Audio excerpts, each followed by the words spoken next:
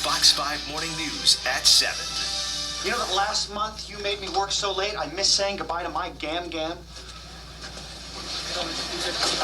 I'm sorry, what? My grandmother. I told you that I needed to see her because she was very, very sick. You said if I left early, I'd get fired. And she died before I made it to the hospital. I'm sorry. Thank you. I had no idea that you called your grandmother. Kevin Spacey. Oh, he's so good. Does that scene seem familiar maybe in your workplace? Does your boss not give you the respect you deserve? Aha. Joining us now, CEO of Fortune 500 consulting firm and also author of the new book, The Respectful Leader, Mr. Gregg Ward, joining us now. Greg, good morning. Good morning. Gotta love that scene from that movie, right? Hysterical. Oh my goodness. Okay, what made you write this book? We're all in the work environment. We all have bosses here and there that we kind of... What made you write this book? Well, I actually started a long time ago as a specialist trainer for the New York City Police Department. And I found that sometimes cops don't get the respect that I think they would deserve.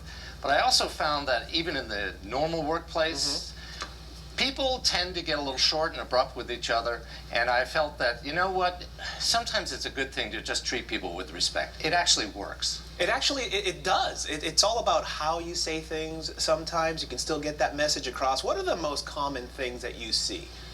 Well, I think the thing that I see a lot in the workplace is sometimes when a boss doesn't respect you, they just kind of ignore you.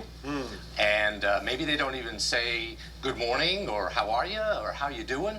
They don't check in with you like you and I do regularly in the workplace. So generally you're going to find that if your boss doesn't respect you, they're going to maybe interrupt you, or they might let others interrupt you or treat you with disrespect. They might keep you out of the loop, not let you know what's going on, or they might criticize you in public, which is really not. Yeah, you don't want to do that. A lot of the things are just basic common decency, how you should treat other people, not just the people you work with. But okay, let's go. You mentioned a little bit and touched on some of this, but let's go through the 5 signs your boss does not respect you. So if you can relate to this, heads up, everybody. Number 1, you mentioned this, your boss interrupts you and ignores you in meetings regularly. What does that mean? That you're just invisible to your boss, or he doesn't want to hear what you have to say? Well, basically, they've decided that what you have to offer really isn't that valuable to them, and they're just going to cut you off and keep going, or they might let somebody else cut you off as well.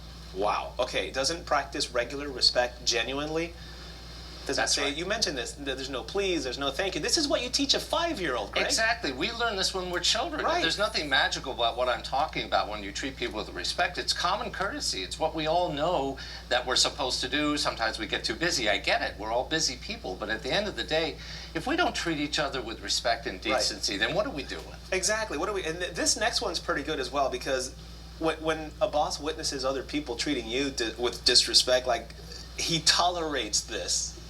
Yes, that he does. Says a lot, right? Yes, he does. A boss should step in when he sees that. Absolutely. A boss should really not allow other people to disrespect you, especially if they're doing it themselves. It gets really messy. So it's up to the boss to really take those people aside and say, hey, cut that out. You need to treat everybody equally and with respect. Okay, next you say the boss does not acknowledge you for your talent, your skills, or perhaps perspectives that you bring to the table at work. That's almost going with the whole, they're ignoring you. Look, the reason they hired you is because they thought you brought something to the table that was worthwhile. So if you're going to hire somebody to do that, then let them do their job.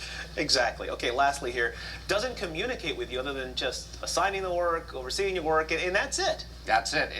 If you're working in a team, which most of us are these days, you need your boss to communicate what's going on with the organization, what's going on with the team. It's imperative that bosses communicate with their employees, and if they don't, that's a pretty good sign that they don't respect you. Okay, so we've kind of laid out some of the signs that your boss doesn't respect you. Let's put all those together. What can we do about it? How do you change things to make your boss respect you as an employee and as a person? Well, one of the things you've got to figure out is what is it that your boss actually does respect.